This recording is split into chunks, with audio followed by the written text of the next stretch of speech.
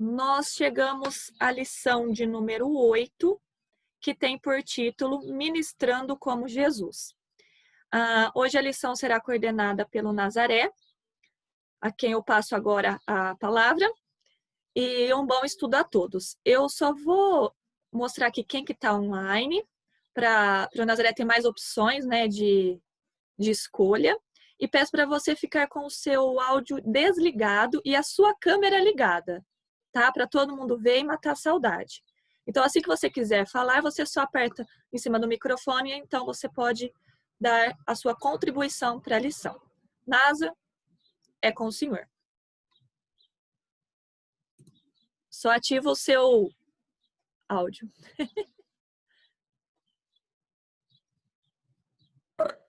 Agora sim, pronto. Já te ouvimos. Bom dia, irmãos. Um feliz sábado a todos.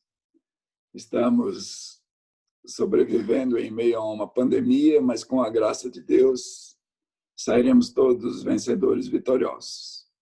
Infelizmente, estamos tendo algumas baixas, como houve esta semana na família do Cacá e na família de mais irmãos, tanto aqui quanto fora. Mas com a graça de Deus, nós vamos vencendo. Eu tenho a relatar aos irmãos que, graças a Deus, a Maria Célia, neste sábado, já está em casa, está bem, se recuperando dia a dia, e já já ela voltará às suas atividades normais. E eu agradeço muitíssimo a oração dos irmãos. Foi de muita valia para que pudéssemos ter estrutura física, mental, espiritual, para suportar este problema. Mas temos ainda outros irmãos, né, enfrentando esse problema. Não vamos deixar de orar. Bem, irmãos, a lição de hoje, ela foi enriquecida com esta mensagem musical que o irmão Gerson e a irmã Ana nos trouxeram. Ser igual a Cristo. Este é o grande objetivo de todo cristão. A palavra cristão quer dizer justamente isso, uma cópia, um imitador de Cristo. E hoje nós vamos ver como Jesus desenvolveu o seu ministério. Quais foram as formas, as maneiras dele agir que trouxe tanto sucesso ao seu ministério. Então, ministrando como Jesus, a lição de número 8, nos apresentará um método de evangelização de Cristo Jesus. O verso áureo diz assim: vendo eles as multidões, compadeceu-se delas, porque estavam aflitas e exaustas, como ovelhas que não têm pastor. Aqui nós vemos os dois lados, né? Do lado humano, pessoas exaustas, aflitas, desassistidas, desesperadas. Parece o mundo atual, né, irmãos? E do outro lado, Jesus, que se compadece, que sofre junto com as pessoas. Note só, irmãos, que Jesus ele não sentia compaixão, ele não sentia simpatia, ele compadeceu-se. Ele, na realidade, ele sofria junto. Na realidade, ele não tinha só simpatia, ele tinha empatia. Ele se colocava no lugar das pessoas e via o que ele poderia fazer para auxiliá-las. Este é o ministério de Cristo Jesus, que veio sintetizado no pensamento da senhora White, né, que está aí no segundo parágrafo da lição. Ela diz assim, que unicamente o método de Cristo trará verdadeiro êxito ao aproximar-se do povo. O Salvador, primeiro, misturava-se com os homens como uma pessoa que lhes desejava o bem. Segundo, manifestava simpatia por eles. Terceiro, ministrava-lhes as necessidades.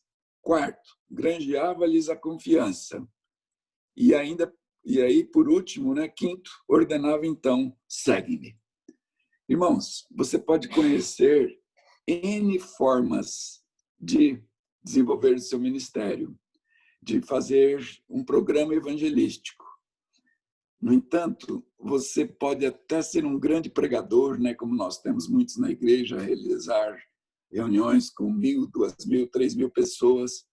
Entretanto, o que vai atingir a pessoa, quem buscamos, é este método de Cristo. É o corpo a corpo, é o individual, é o pessoal. Se nós não tivermos um ministério baseado neste método de Cristo, jamais nós teremos sucesso.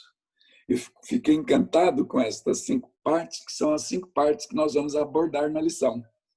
A maneira como Jesus desenvolveu o seu ministério é a maneira como nós também podemos desenvolvê-lo.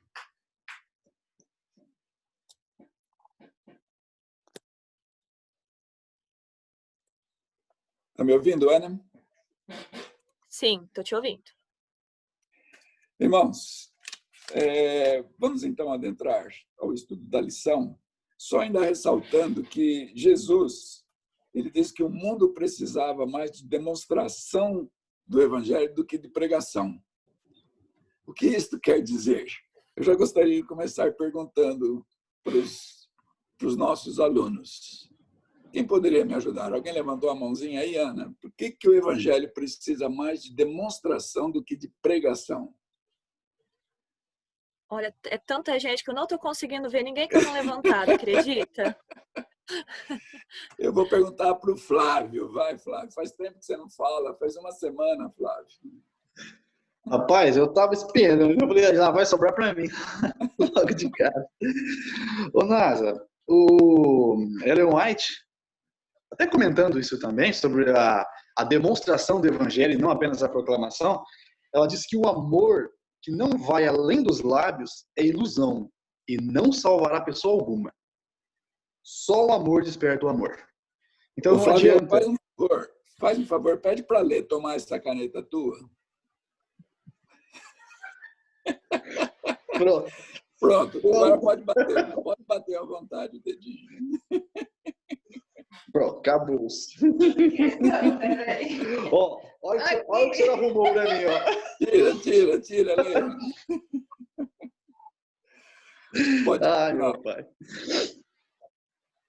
Bom, Nasa, então, se o amor que não vai além dos lábios é ilusão e não salvará pessoa alguma, não adianta nós falarmos de Jesus se não demonstrarmos e ministrar como Jesus ministrava, né? Se envolvendo, suprindo necessidades. Então, nós temos que falar aquilo que nós praticamos. Melhor, praticar aquilo que nós pregamos. Isso também é a demonstração do evangelho. E não apenas proclamar, falar apenas. Né? Nós devemos ter atos. Flávio, o evangelho fala mais alto quando ele é vivido do que quando é pregado, né? E esse é o nosso grande desafio. Esse é o grande desafio, ser igual a Cristo. Então, durante as partes da lição, nós vamos ver exatamente isto, como cada parte da lição se enquadra dentro deste método de Cristo Jesus, né? De, primeiramente, se misturar com as pessoas interessadas. Segundo, demonstrar simpatia. Terceiro, ministrar-lhes as necessidades.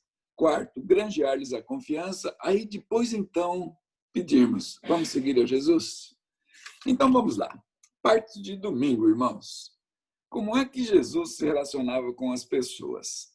Eu queria fazer um contraponto, analisando primeiramente como é que os escribas, os fariseus, os saduceus e os sacerdotes se relacionavam com aqueles que não eram da classe religiosa. E depois, como é que o judeu também se relacionava com os estrangeiros, com os gentios. Irmãos, parece que naquela época eles já tinham esse senso de pandemia que nós temos hoje, né? Eu imagino que essas pessoas religiosas, quando elas se aproximavam de um gentil, eles iam de máscara, lavavam as mãos com álcool, com sabão, né, que tinham as abluções bem próprias desse contexto, e ainda, né, mantinham o isolamento social, o distanciamento social, porque não poderiam se contaminar, nem espiritualmente e nem cerimonialmente. E Jesus, quando veio, ele agiu dessa maneira?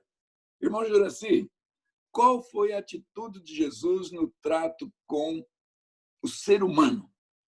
Esse ser contaminado pelo vírus do pecado. Existia em Jesus imunidade suficiente, irmão Juraci, para poder superar esse ataque de vírus, do vírus do pecado? Nossa, Jesus era totalmente envolvido na imunidade, não é? Porque o sistema imunológico dele era perfeito, porque ele tocava leprosos, ele tocava pessoas doentes, ele tocava em pessoas de toda a natureza, não é?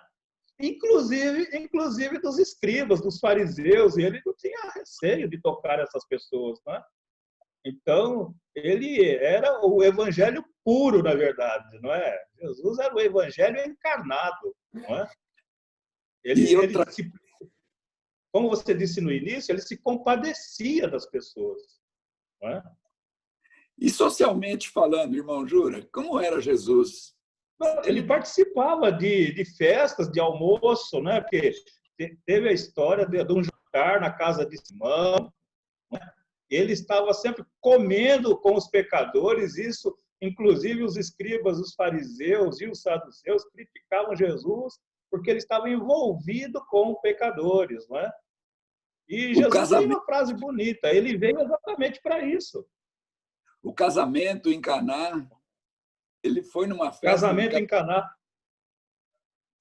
Na verdade, tem uma parte aqui da lição que envolve o livro de João, para cada capítulo, um envolvimento de Jesus com pessoas, né? E começa no capítulo 2, nesse casamento, depois no capítulo 3, com Nicodemos, né? No capítulo 4, com a samaritana, no capítulo 5, ele declarou ser o pão da vida, não é? Não, no capítulo 6, ele declarou ser o pão da vida, e no capítulo 5, eu não estou bem lembrado agora, mas ele também esteve envolvido. E lá no capítulo 8, com a mulher adúltera, você percebe? Então, quer dizer, todos os níveis da sociedade, Jesus estava presente. Ele não tinha acepção e nem classes e nem castas sociais. Não é? Muito bem, irmão. É muito lindo a atitude de Jesus. E aí, como você comentou no início, esse hino cantado pela irmã Ana Maria aí, tal qual Cristo, nossa, é o resumo da lição aqui, é um pedido nosso para querer ser igual a Cristo. Não é? Amém, amém, é isso mesmo. Quanto que nós temos que aprender com Jesus, né? Muitas vezes, nós, através de nossas atitudes, através de nossas recusas em participar de um evento ou de outro, a gente transmite a impressão de que nós somos mais santos do que eles.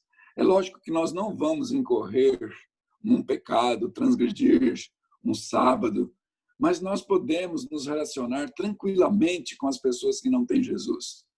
Porque se nós não fizermos isso, irmãos, nós vamos estar negando esse primeiro mandamento, essa primeira regra do método de evangelização de Cristo Jesus, que é o misturar-se com as pessoas.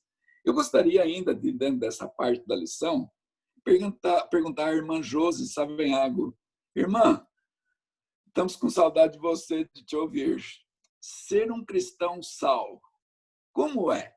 Como deve ser um cristão sal? Josi? Oi, estão me ouvindo? Sim, bom dia, Josi, tudo bem? Bom dia a todos os irmãos, feliz sábado a todos. Amém. Eu acho que é bem o que vocês estão falando, é ser igual a Cristo, como diz o hino. Tem um livro que eu li da Casa Publicadora que eu gostei muito, que chama Como Jesus Tratava as Pessoas. E retrata bem isso, como ele tratava cada um, como ele tratou a mulher adúltera, como o irmão Juracir falou, como ele tratava cada um e como nós devemos tratar. E eu acho que é isso, eu acho que é a gente tentar, porque ser cristão é ser imitadores de Cristo. Eu acho que a gente tentar ser imitador de Cristo. É claro que nem sempre a gente vai conseguir, né? Que somos falhos e pecadores. Mas eu acho que a gente pelo menos tentar ser igual a Cristo. O máximo possível, né, Josi? E o sal? Para que serve o sal, Josi? O sal é para temperar, para dar gosto, né? O sal, ele dá sabor, ele preserva o alimento, ele abre o apetite. Que cristão sal que nós somos, né, Josi? Muitas vezes nós ficamos amontoados dentro da igreja, melando e só perdendo o sabor e nos esquecemos dessa atividade de envolvimento social. Não é verdade? Como dizia minha avó, às vezes nós somos uma comida sonsa, sem sal, né? Muitas vezes. E a gente precisa de Jesus para que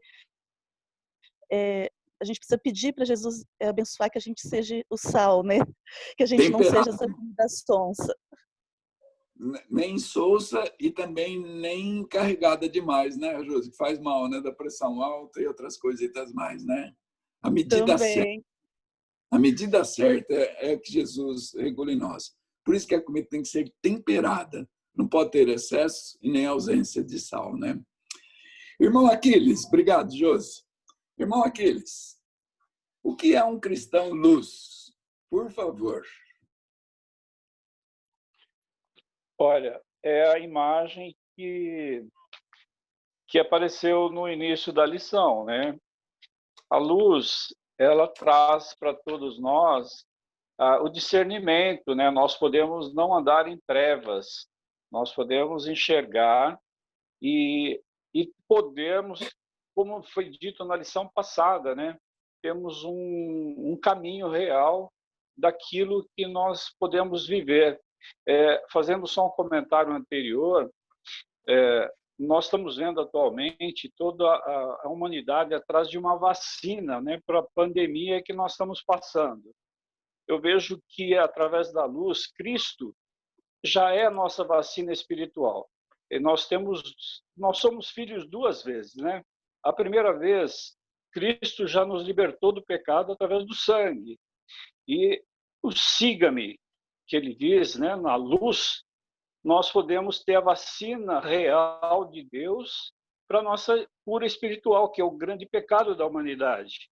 É a luz, né, a grande vacina que está disponível para todo cristão. É a segunda vida que nós temos, a luz, que é a vacina para isso. Beleza, irmão Aquiles. Irmãos, eu não sei quando você está viajando e dirigindo o seu carro e vem um carro no sentido contrário com luz alta. Não é bom, né? Não é bom. A gente se irrita.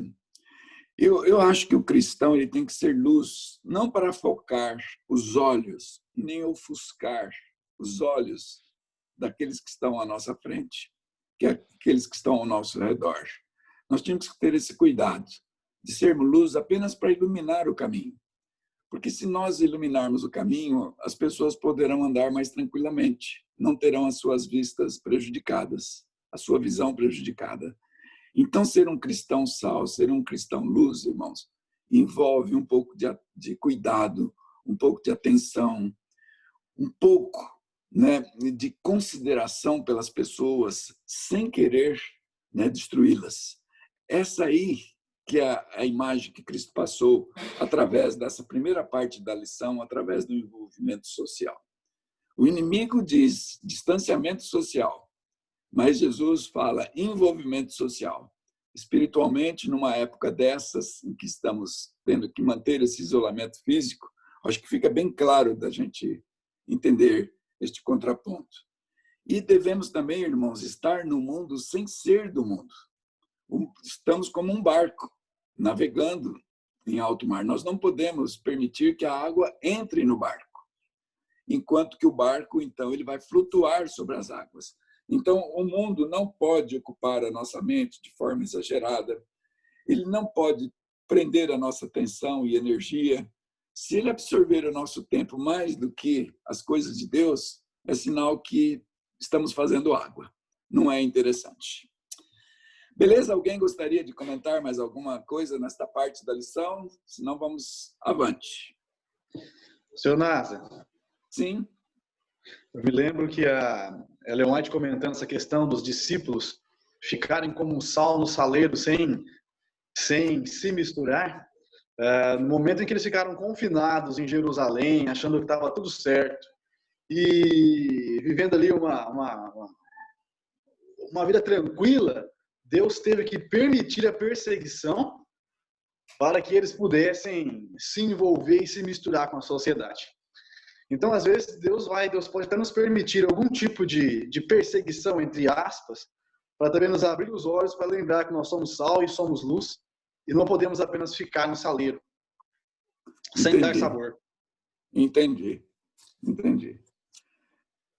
Ô, Flávio, eu tenho que ser justo com você. Eu achei que era a tua caneta que batia, mas é o teu som. Acho que ele dá um pouquinho alto e a hora que você fala, então dá uma crepitada. Eu sabia que não era a caneta. Mas o senhor me convenceu de que eu estava errado. Não, eu acho que é o teu som. Eu vou abaixar o meu som, ó. Eu vou até abaixar ele aqui. Na hora que você fala, Espero que melhore. Bom, assuntos técnicos vamos deixar para depois. Vamos te suportar assim mesmo, Flávio. Agora eu não estou escutando nada. A segunda parte da lição vem nos falando como Jesus tratava as pessoas. E ela envolve o segundo tópico da lição, que é o manifestando simpatia.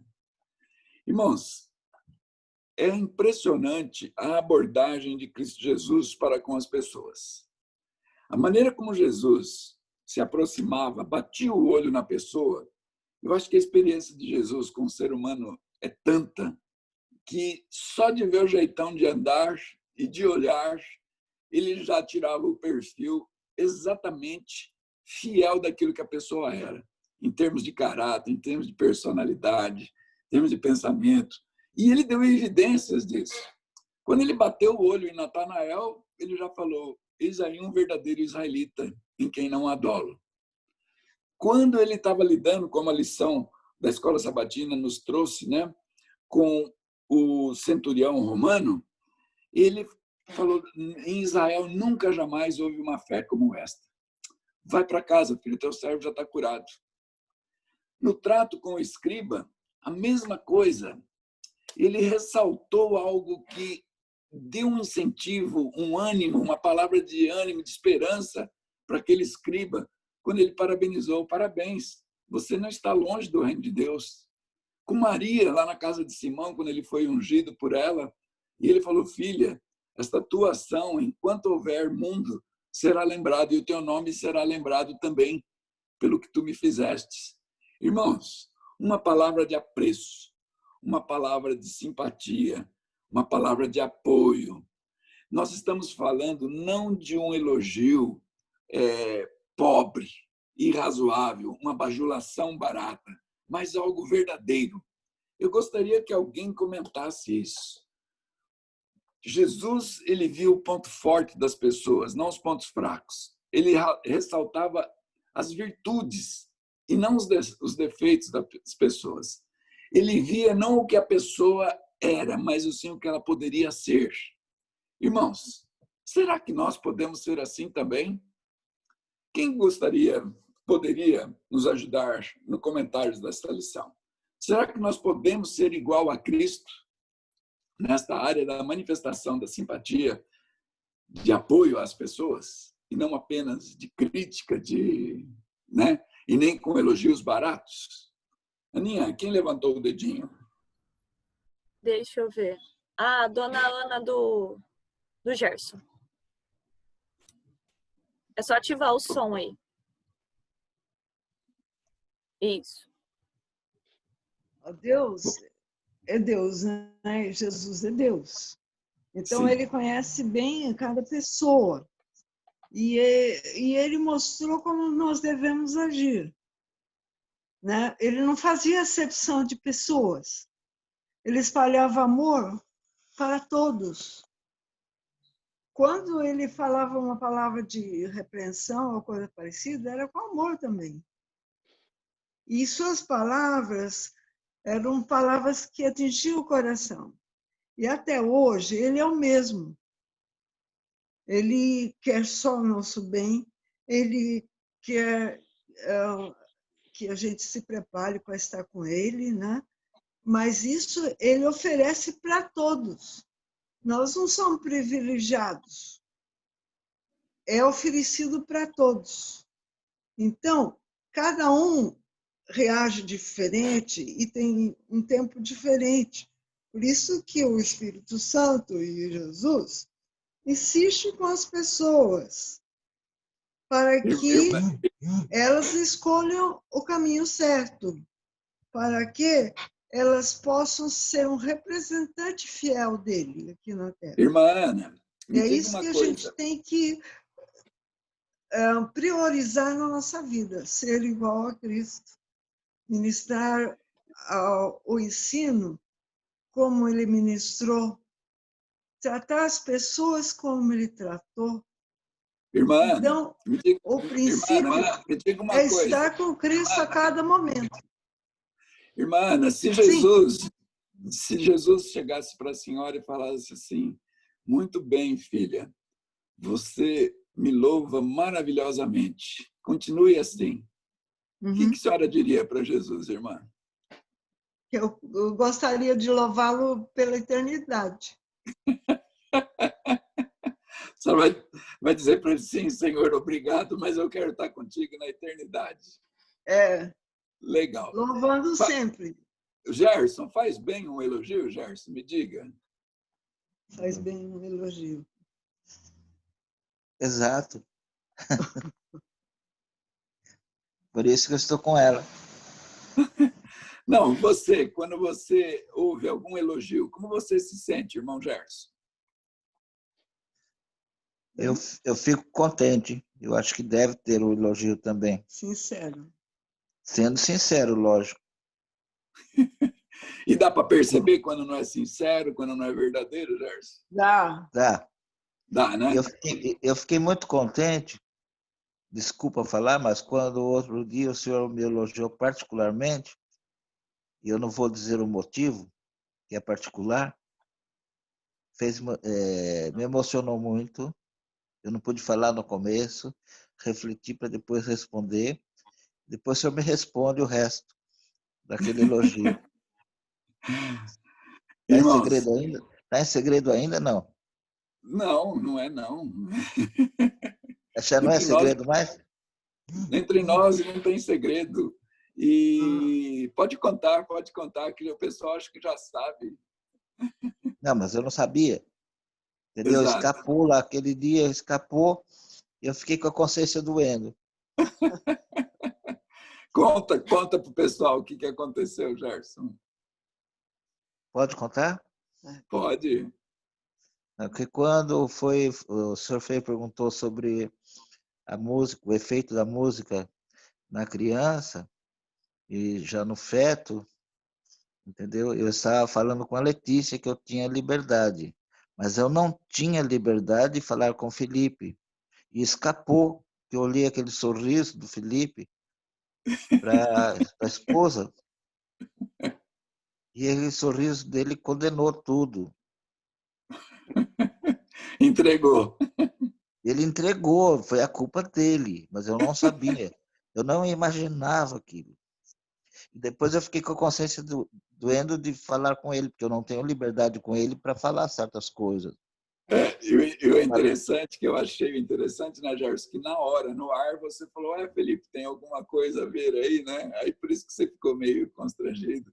E realmente, eles estavam já aguardando o exame, né, da gravidez, e que naquela semana seguinte se confirmou. E a Lu, a esposa do Felipe, já está com 2 meses, indo para o 3º mês já da gravidez. Graças ao bom Deus. Eu não quis perguntar mais, porque eu fiquei esperando a sua resposta. Querendo saber, lógico. Curioso como ser humano. Mas sem saber. E aí eu enalteci a tua perspicácia, a tua presença, né? A tua sagacidade em sacar, e eu te elogiei. Irmão, aquele sorriso foi muito, muito condenável. Foi declaratório. Pai e Gerson. Oi, Pedro. Agora eu sou padrinho. Agora eu sou padrinho, né? Padrinho virtual. Gerson, eu não sabia que você tinha ficado constrangido a esse ponto, mas imagina, não precisa passar nem perto disso. Liberdade total, sempre que tiver alguma coisa para falar, perguntar, ainda mais em um caso, né, alegre como esse. A Lu está com 15 semanas recém-completas, gente. É isso mesmo? 13 semanas, desculpa, errei. Escuta. Então faz o seguinte, ela pode entrar de vez em quando no nosso site aqui e a gente ajuda a afinação, ajuda a criança, pode ficar sossegado. 1, 2 vezes por semana a gente ajuda ela ir cantando as crianças para criança. Faz muito bem. Faz muito bem, pode ficar sossegado. Felipe, aproveita que você está no ar. Por que um cristão não deve esmagar a taquara rachada, o caniço rachado, e nem apagar o pavio que fumega? Que o profeta Isaías quis dizer com essas palavras, Felipe? Pai, acho que o jeito de falar, o jeito de fazer, o jeito de se portar, a gente não tem que se preocupar só com o conteúdo da mensagem. A gente tem que se preocupar também com a forma que nós nos aproximamos das pessoas. Às vezes a mensagem ela é positiva, mas ela é colocada de uma forma desagradável. E ela pode trazer efeitos nefastos para aquela pessoa.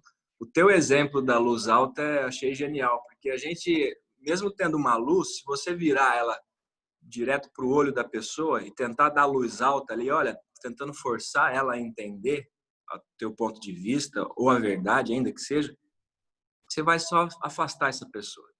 Você vai trazer efeitos negativos ao invés de convencê-la das coisas divinas, né? Olhar as pessoas com os olhos de Jesus. Olhar as pessoas com os olhos de quem quer salvar. Irmãos, nós já vimos que nós devemos manter, então, o envolvimento social.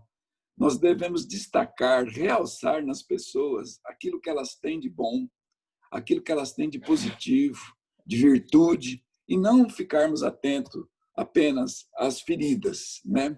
Não apagar o pavio que fumega. Porque aquele pavio, quando fumega, ele até irrita os olhos. Mas ali por trás existe ainda uma chama ardendo. E se o cristão for atento a esse tipo de coisa, ele poderá fazer com que aquela chama volte a acender e dê uma luz eficiente. Este é o nosso papel como cristãos. O terceiro passo, dentro dos tópicos enumerados pela senhora White, nós temos agora ministrar-lhes as necessidades.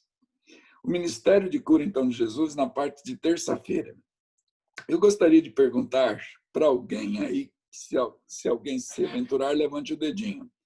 Jesus ministrava as necessidades perceptíveis ou as mais profundas do ser humano com quem ele estava lidando? Jesus, ele resolvia os problemas aparentes apenas, ou ele ia mais fundo na causa e não apenas no efeito daquilo que a pessoa apresentava? Eu gostaria de perguntar, alguém manifestou-se, Ana? Não vi ninguém. Eu queria perguntar... o Aquiles. O Aquiles. Pois não, irmão Aquiles.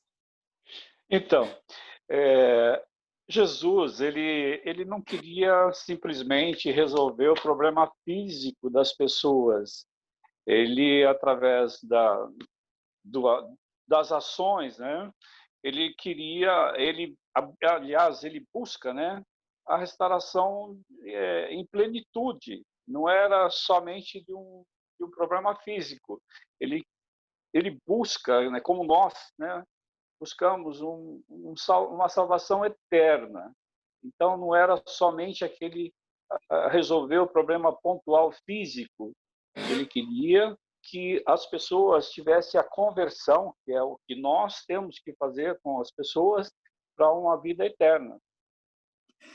O caso, ficou bem claro essa intenção de Jesus, né, irmão Aquiles, com relação ao paralítico, né? Quando o paralítico foi trazido à presença de Jesus, Jesus bateu o olho nos olhos daquele homem e viu a angústia dele. Então, a necessidade aparente de um paralítico, né, a que mais se destaca, ele necessitava voltar a andar. Mas Jesus, ele foi mais fundo, de uma forma mais aprofundada, né, e abalizada, ele falou: filho, perdoados são os teus pecados. Porque ele viu que a necessidade daquele homem não era apenas física. Existia uma causa, que era o pecado. O pecado daquele homem tinha levado a essa situação. Ele era um enfermo por doenças sexualmente transmissíveis. E essa foi a causa. O efeito, ele se tornou um paralítico. Jesus foi na causa. Falou: olha, perdoados são os teus pecados, filho. O homem já estava arrependido, precisava de um Salvador, e Jesus ali se apresentou. Entretanto, Jesus foi mais longe, porque as pessoas em volta começaram a comentar. Falou: mas a necessidade dele não é essa, ele quer andar. E quem é esse aí para perdoar pecados? Quem ele pensa que ele é? E aí, então, Jesus puxa de novo a conversa para si, falou: olha, tendo em vista, então, esses comentários, e para mostrar que o Filho do Homem tem poder para perdoar pecados, eu te digo, filho, levanta, toma o teu leito e vai para a tua casa. Aí o homem andou, foi curado plenamente. Irmãos, o cristão, ele tem que curar os efeitos, mas ele tem que também curar a causa. Nós não podemos nos manter apenas na superfície do problema, temos que ir um pouquinho mais longe. Por isso que a Igreja Adventista do Sétimo Dia é uma igreja que tem muito cuidado para não se transformar num centro de distribuição de medicamentos, um centro de distribuição de alimentos, porque isso aí são efeitos. Nós fazemos isso, mas não devemos de algo mais profundo, que é o pecado, que é a causa de todo esse sofrimento. Quando nós resolvermos a causa, os efeitos desaparecerão. Até já comentei esta semana e volto a comentar. Quando nós nos aproximamos de uma família que tem problemas financeiros, por exemplo, né? Essa aí é o problema imediato, é o perceptível, é o que está à mostra. Quando nós vamos conversar, nós vemos que na família existe problemas de vícios, bebida, cigarro, não cuidam da saúde, gastam muito na farmácia, né? Coisas supérfluas. E aí, então, quando a gente começa a entender a vida da pessoa, a gente vê que a maior necessidade daquela pessoa é Cristo. E se ela aceitar Cristo, ela resolve a causa. E aí, então, desaparecem os efeitos. Por quê? Ela vai passar a cuidar melhor da sua saúde, não vai ficar doente, ela não vai ter vícios, ela vai conseguir sobrar um pouquinho mais e, consequentemente, também, ao devolver o dízimo, ela será abençoada. Vocês perceberam, irmãos? Então, ministrar as necessidades das pessoas vai um pouquinho mais além do superficial. Mas isto não quer dizer que nós não devemos atender aquilo que está na superfície do problema, porque é uma abertura de caminho para chegarmos na causa principal. Flávio, eu gostaria que você comentasse a respeito dessa situação. Será que o som vai sair bom agora? Estou preocupado em comentar. Não, continue, tá bom, tá dando para te ouvir perfeitamente. Eu que sou chato, é coisa de velho. Faz parte, liga não.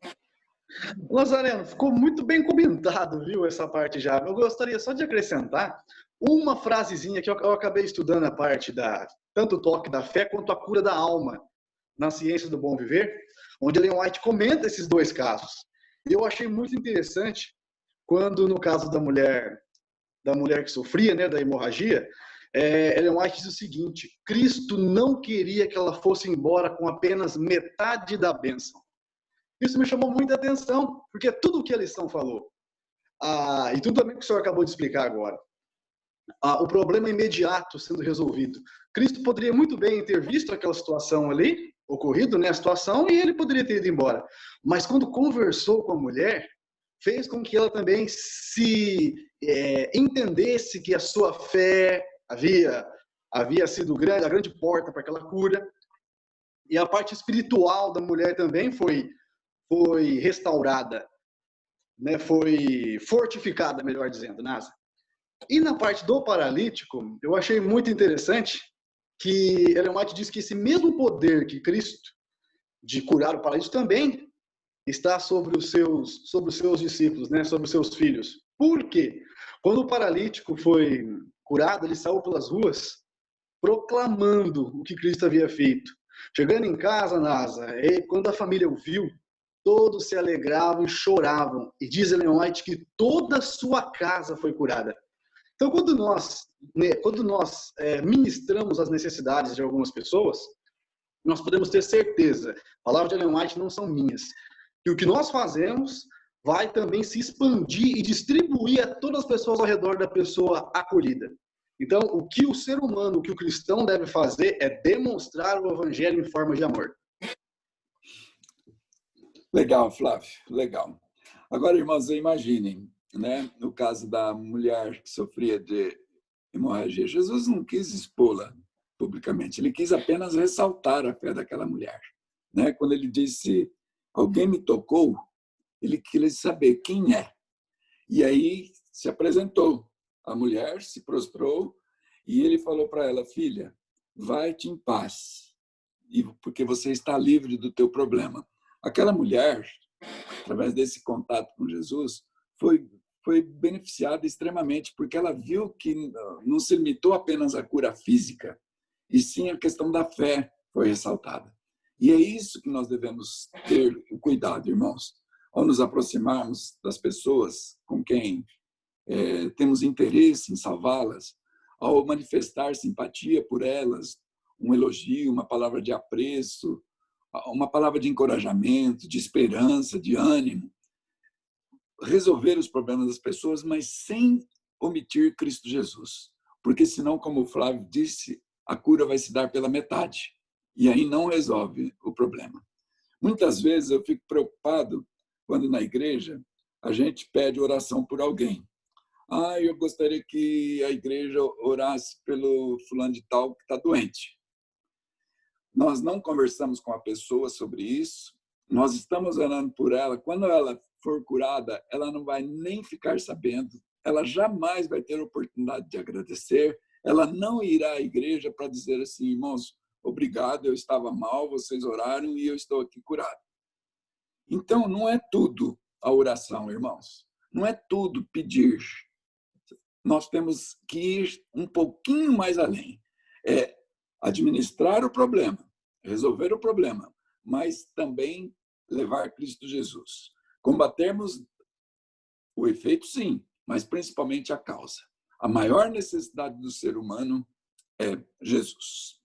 Na parte de quarta-feira, nós vamos ter a complementação dessa parte de segunda e nós vamos ver, então, quando as pessoas eram beneficiadas com a resolução dos seus problemas, elas passavam a confiar em Jesus. E a parte aqui inicial, na pergunta de número 5, nos destaca que Jesus percorria toda a Galileia, ensinando nas sinagogas, pregando o evangelho do reino e curando toda a sorte de doenças. Eu fico encantado com essas 3 áreas de Jesus. Jesus, ele era um mestre. Ele dava aulas de religião. Teologia era a sua especialidade. Ninguém dava um estudo bíblico como Jesus. Segundo ponto, a pregação de Jesus. Ele não falava somente através dos estudos, ele falava ao coração através da pregação.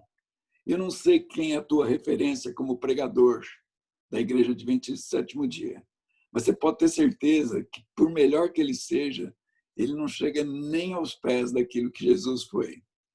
E terceiro, Jesus Cristo curava. Ele era um médico dos médicos. E a especialidade de Jesus simplesmente eram todas as doenças. Ele curava a mente, curava o físico e curava o espiritual. Irmão Juraci, destas 3 áreas, qual é a mais importante no ministério de Cristo Jesus e também no ministério nosso pessoal? Pois é, Nazaré, pela atitude de Jesus aí nos versos 38 e 39 de Marcos capítulo 1, na verdade a área mais importante era anunciar o reino de Deus e convidar o povo ao arrependimento. Não é? Então, Jesus veio para fazer isso, anunciar o reino de Deus, chamar as pessoas ao arrependimento e, evidentemente, que as curas que ele fazia no ministério dele era para exemplificar como seria o reino de Deus na vida das pessoas. Quer dizer, as pessoas eram atraídas pelo reino para saber por quê. O reino de Deus é um lugar sem pranto, sem dores, sem tristezas, sem luto. É interessante, porque Jesus aqui, ele havia curado muita gente num dia, à noite ele saiu para orar, e na manhã do dia seguinte tinha muita gente para ele curar, mas ele disse, olha, eu tenho que ir para outros lugares, porque eu preciso pregar.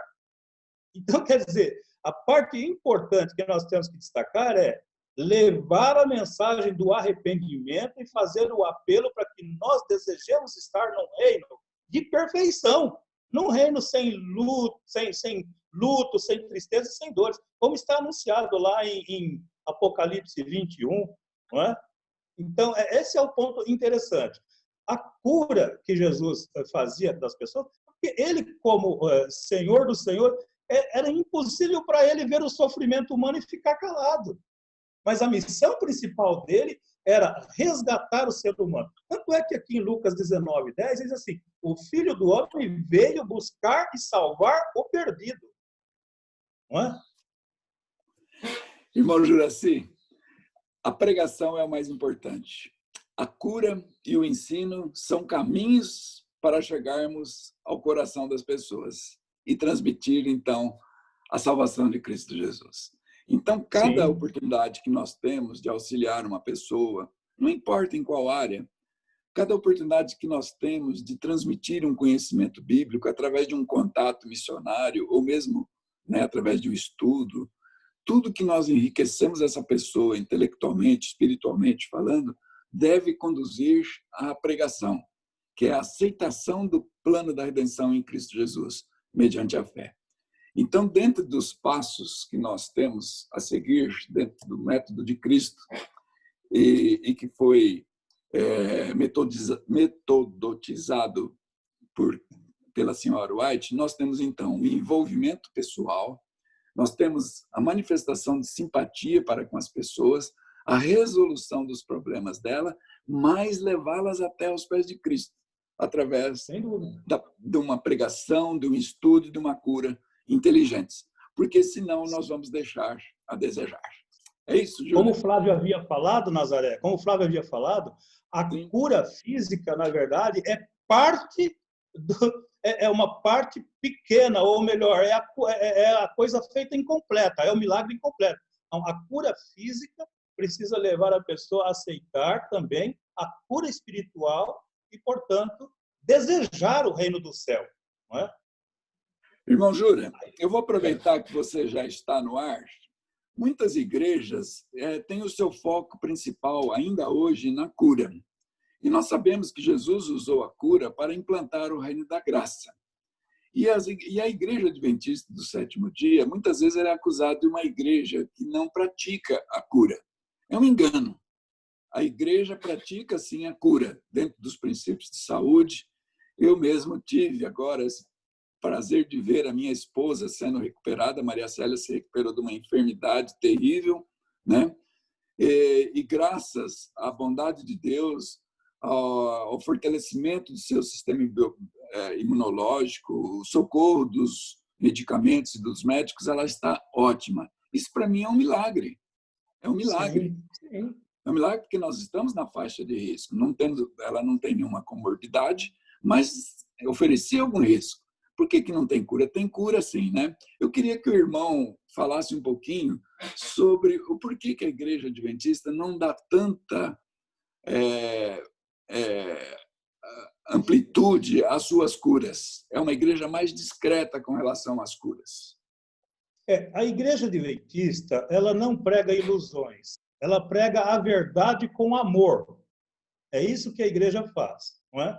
Ela prega a verdade com amor. Jesus curou tantas pessoas, mas essas pessoas curadas por Jesus, depois, no decorrer do tempo, elas morreram. Elas morreram, não é? Então, o que Jesus fazia, o que a igreja adventista do sétimo dia prega hoje, é motivar as pessoas a desejar a vida eterna. O texto de João 10:10 diz que o inimigo vem para roubar, matar e destruir, mas Cristo veio para que nós tenhamos vida e vida em abundância. E essa vida em abundância pode começar aqui na terra e ser completada nos céus da vida eterna. Então, Jesus veio para isso, não é? Então, nós temos de pregar às pessoas. Aliás, também está o texto de Romanos 14:8, que diz assim: quer vivamos, quer morramos, somos do Senhor. Quer dizer, então, é claro que nós queremos viver, e viver aqui, e ter saúde. É verdade, isso é bom, é positivo. E Deus está disposto a fazer esse milagre na nossa vida. E Ele tem também tantos conselhos na Bíblia para que a gente preserve a nossa saúde. Não é verdade? Agora, Ele também deseja que nós estejamos reunidos com Ele no céu. Lá em João 14, de 1-3, é assim: não se turbe o vosso coração, credes em Deus, crede também em mim, na casa de meu Pai há muitas moradas, não é? E Ele disse que Ele vai voltar e quer que nós estejamos com Ele. Lá em Apocalipse diz que o tabernáculo de Deus será colocado aqui na terra, entre os homens. Quer dizer, Deus anseia pela nossa presença no céu, né? Ou na terra renovada. E então, a Igreja Adventista, ela não prega a ilusão da cura física sem arrependimento. Eu ouvi alguém dizer uma vez que muitas das igrejas que a gente vê por aí prega a graça barata. Isso quer dizer, você venha para cá e será curado, mas não exige arrependimento. Olha, e a Bíblia é muito clara que diz assim: sem arrependimento, sem confissão e arrependimento, não há salvação. Percebe? Então, a saúde não é um objeto para ser adquirido no altar, não é? Mas é uma bênção a ser recebida para a vida eterna. Então, nada de pregar ilusões, mas de pregar a verdade e demonstrar, tirar o melhor da pessoa, que é desejar estar nos céus. Isso é importante na nossa vida. Amém. Obrigado, Júlia. Irmãos, nós já vimos, então, que devemos manter o envolvimento social, manifestar simpatia para com as pessoas, resolver problemas perceptíveis, o que se ressaltam no contato missionário que a gente faz, mas não esquecer de levar Cristo Jesus. Quando nós cumprimos esses passos, nós ganharemos a confiança da pessoa. E aí, então, ela estará pronta para ouvir o convite de Jesus: segue-me. Assim como nós seguimos Cristo Jesus, nós vamos levar outros também a segui-lo. O que mais importa para Jesus é a parte de quinta-feira. Ana, só me dê um alô. Quanto tempo nós temos ainda? Agora é 10h10. Nós temos até umas 10h25. Tudo isso? Tem tempo hoje. Acho que eu corri muito, hein? Se eu pulei alguma coisa, por favor, irmãos, me mostrem. Irmãos, seguindo Jesus, eu fico impressionado nesta parábola dos cabritos e das ovelhas, ou dos bodes e as ovelhas, né? Os cristãos bodes e os cristãos ovelhas serão separados. Um grupo à direita e outro grupo à esquerda. E Jesus, então, vai se dirigir aos que estão à sua direita, as ovelhas, entre os quais nós estamos, né, irmãos? Lógico.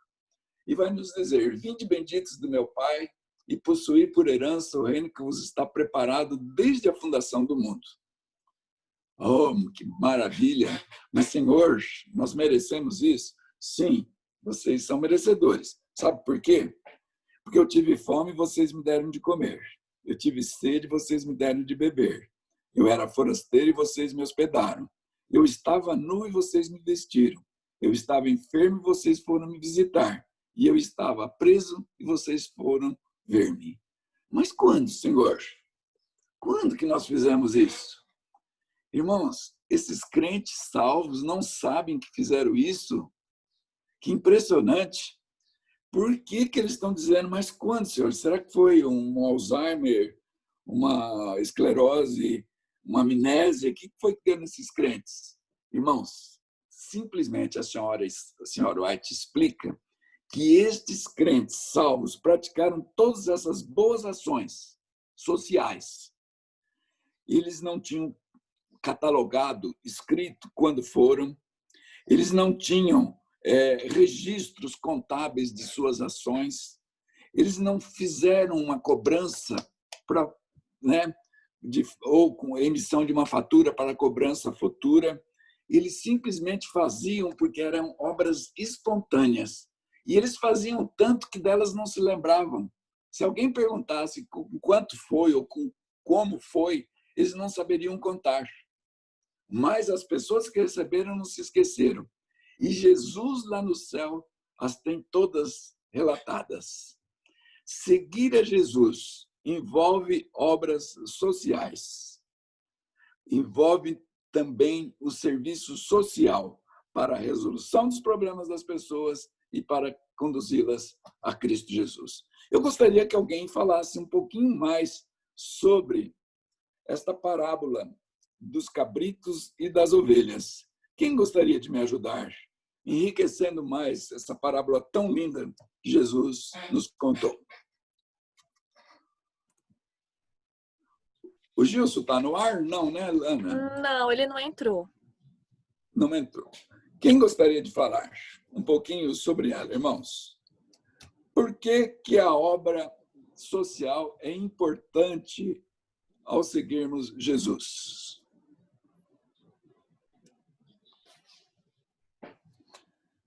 Flávio?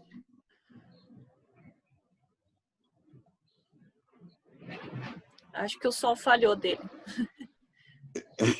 Voltou. Agora eu liguei. Nasa, achei muito interessante um comentário do pastor Ranieri, que comparou a nossa vida cristã à cruz. A parte vertical da cruz, né? A nossa vida com Deus, e a parte horizontal da cruz, a nossa vida com os nossos próximos, com os outros, com a sociedade, né? Nenhuma parte permanece em pé, sozinha. Nós precisamos das duas partes para que possamos ter uma vida cristã genuína, uma vida cristã correta. Eu achei interessante porque o relacionamento com Deus, às vezes nós achamos que apenas ir à igreja, devolver o nosso dízimo, estudar a nossa lição da escola sabatina, fazer um ano bíblico já é o suficiente. Apenas a parte vertical da cruz, né? É a base da nossa religião, é o que nos fortalece, é a base, é o nosso relacionamento com Deus. Mas a prova de que nós temos um relacionamento com Deus é realmente o nosso relacionamento com o próximo. São as obras. Com as obras. Exatamente, as obras, né, que provam a nossa fé. Então, se tivermos apenas um relacionamento com Deus e não tivermos um relacionamento com o próximo, palavra de Ellen White, nós temos uma religião, uma espiritualidade vazia. Nós somos apenas um sal sem gosto. Então, nós necessitamos sim, porque no dia do juízo, o que vai pesar na balança, nós sabemos agora o que é, a parte vertical. Podemos ter acesso a Deus, podemos orar, podemos ter o nosso contato, claro, isso é o nosso dever. Mas se negligenciarmos a necessidade do meu irmãozinho ao lado, que eu estou vendo, né, como diz Tiago, a omissão em ajudar também é pecado. E se o pecado faz separação entre nós e Deus, logo a minha espiritualidade é vazia. E eu posso até achar, Nasa, que eu estou com Deus, mas eu estou bem distante dele quando eu estou bem distante dos outros. É impressionante, Flávio, essa lição, porque ela denota um círculo virtuoso de ações. Nós nos envolvemos com as pessoas, nós nos simpatizamos com elas, resolvemos os seus problemas, ganhamos a confiança delas, a levamos a Jesus. E quando nós as levamos a Jesus, elas, junto conosco, vão novamente se envolver com pessoas através do quê? Dessas ações. Através de levar o alimento, levar a bebida, levar a roupa, hospedar, visitar o enfermo, o preso nas garras do pecado. Então, ela começa o círculo de novo. E assim vai num crescente. Por isso que as nossas igrejas crescem, por isso que elas vão se avolumando. Porque cada um que vem para o povo de Deus, ele se torna um missionário. E ao testemunhar, seguindo o método de Cristo, ela vai trazer outros, e outros trarão outros, e outros, e outros, e assim o reino de Deus estará proclamado na terra. Eu não sei se alguém gostaria de comentar, Ana, se alguém levantar a mão, por favor, me ajude. Mas o encerramento aqui da parte de quinta-feira nos diz assim, olha, viver de maneira egocêntrica e negligenciar as necessidades físicas, mentais, emocionais ou espirituais de outros é correr o risco da perdição eterna. Então, quando nós vivemos apenas para nós mesmos e não temos a atenção para com aqueles que nos são próximos, aqueles que estão à nossa volta, nós estamos colocando em risco a nossa salvação. Simplesmente isso. Por quê? Jesus explicou. Porque eu tive fome, tive sede, tal, e vocês não me deram atenção. Quando deixasse de fazer a um destes meus pequeninos, a mim vocês deixaram de fazer. Portanto, o lago de fogo e enxofre está reservado para esse tipo de crentes. Olha, irmãos, isso é pesado, hein? É pesado e nós devemos ter bastante atenção.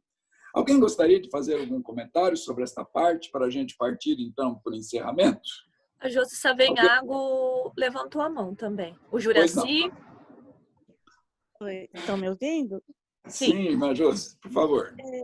É que, assim, sobre essa parte, eu gostei muito dessa parte da lição, porque eu acho que essa é a essência do cristianismo, né, da gente ser cristão, é ter empatia com o próximo, a gente vê alguém precisando de um alimento, qualquer que seja a dificuldade da pessoa. Eu acho que a gente, ainda mais nesse momento que nós estamos vivendo, é impossível a gente ser cristão e não ter empatia, né? Não se colocar no lugar do outro. É isso que Jesus fazia. E eu acho que é isso que é ser o sal, que é ser a luz, né? Que Jesus tanto pede para a gente ser. Essa empatia que é natural. Eu acho que é o que o Nazaré comentou lá, que o cristão não lembrava, né? De quando foi feito isso. Porque isso realmente tem que ser uma coisa natural. Se a gente tem o amor de Jesus, isso vai ser natural, vai ser uma atitude natural da gente, não vai ser por obrigação, não vai ser porque, eu vou fazer porque eu vou aparecer para mostrar que eu faço, isso vai ser uma atitude natural.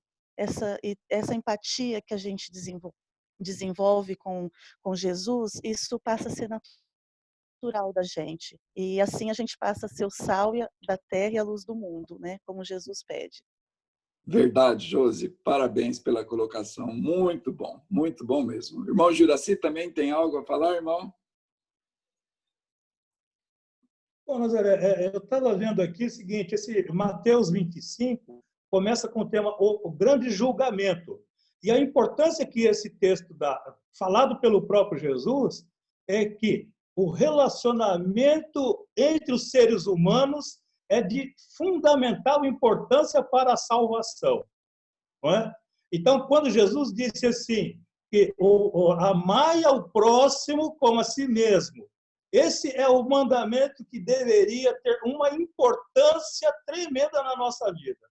E aquele texto de João que diz assim, aquele que diz que ama a Deus, mas odeia o seu irmão, é mentiroso. Gente, então a gente vê que no grande julgamento, aqueles que se envolveram encaminhando pessoas aos pés de Cristo, esses serão reconhecidos como aqueles que amavam a Deus. E isso deixa a gente assim preocupado. Se eu não amar o meu irmão, eu não serei salvo, porque na verdade eu estou dizendo que não amo a Deus. Veja como Jesus coloca os relacionamentos humanos numa importância tal que se nós observarmos esse mandamento de amar ao próximo, lá no jovem rico, Jesus falou, citou os mandamentos, ele disse que guardava todos os mandamentos. E o que Jesus citou para ele? Olha, mas os mandamentos são não honrar o teu pai e tua mãe, não matarás, não adulterarás. Citou todos os mandamentos que envolvem o relacionamento humano. Então, isso é o que a gente precisa aprender cada vez mais, a amar o semelhante, a atender às necessidades físicas e espirituais, para que todos tenham pleno conhecimento de Deus e busquem a salvação. Amém. Irmãos, Eu creio que a lição ela foi explorada nos seus principais tópicos e a participação dos irmãos enriqueceram muito. Quero agradecer a todos aqueles que manifestaram suas posições e pedir desculpa, né? Aqueles que, quem sabe, ficaram com vontade de falar, não quiseram ou não puderam, me perdoem. Irmãos, envolvimento social, administrar ou ministrar as necessidades daqueles que estão à nossa volta. Você sabe, irmãos, esta semana, ao estudar essa lição, eu tenho costume de estudar até na segunda-feira, eu já tenho a lição estudada. E quando eu vi essa lição, eu fiquei bastante preocupado. Irmãos, qual que é a necessidade hoje daqueles que estão à nossa volta, irmãos? Qual que é a necessidade da população olimpiense? Nós estamos vivendo o pico do pico de uma pandemia, irmãos. O que nós estamos fazendo por essas pessoas? O que nós poderíamos fazer por elas, irmãos? Esse pensamento me deixou muito, sabe, perplexo. E conversando com alguns irmãos que frequentam o nosso escritório, em especial a Ana, o Flávio, a gente pôde conversar todos sobre eu falei, o que nós podemos fazer, né? E quando o pastor nos ofereceu a oportunidade de fazer o culto na próxima quarta-feira, agora será por nossa conta o culto, eu falei, gente, nós precisamos fazer alguma coisa nesse sentido, de trazer algum consolo, alguma esperança para essas famílias. Eu estou preocupado, irmãos, nós temos gente dentro da nossa igreja enfrentando um sério problema. Gostaria que vocês orassem pelos enfermos, assim como vocês oraram pela Maria Célia, né? Que orassem também pelo Gilson. O Gilson está vivendo um problema muito terrível, que ele está assim numa depressão enorme, com medo da doença, vivendo recluso já dentro da sua casa com os filhos e a irmã por 5 meses.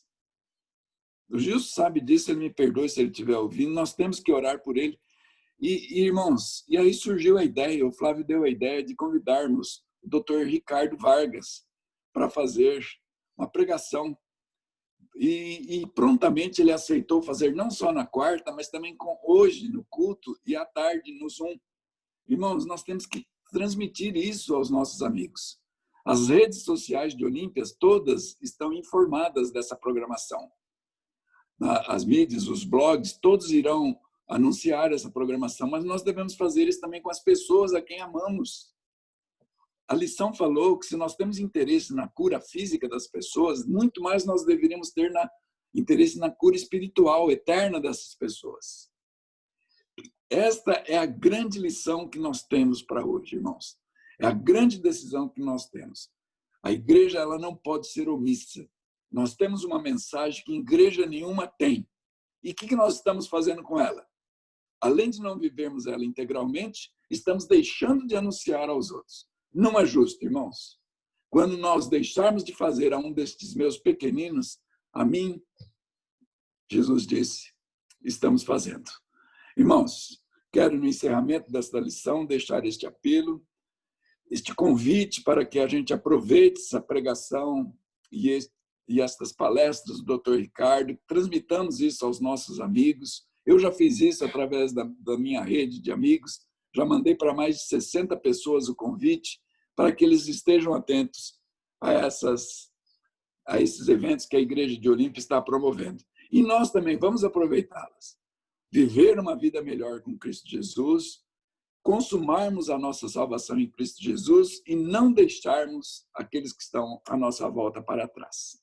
Um grande abraço para todos, o nosso muito obrigado, que Deus nos abençoe e nos proteja nesta hora tão difícil que estamos vivendo. Amém. Amém, Nasa. Chegamos a mais um fim de uma escola sabatina via Zoom e eu agradeço o Nazaré pelo comando da lição, que foi maravilhosa, muito bem explicada. Agradeço também a todos aqueles que participaram e eu quero pedir para o Onofre fazer a oração final, porque já vai começar o culto.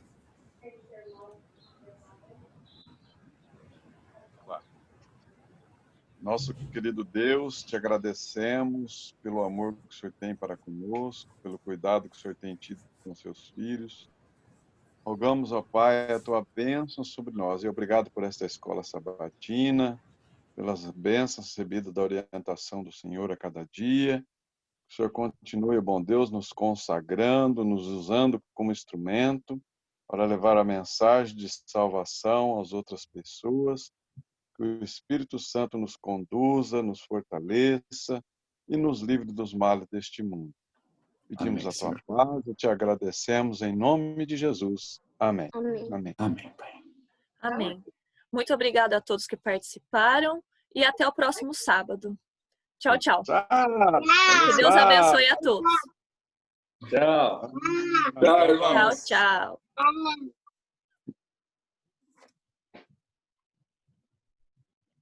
Agora, pastor.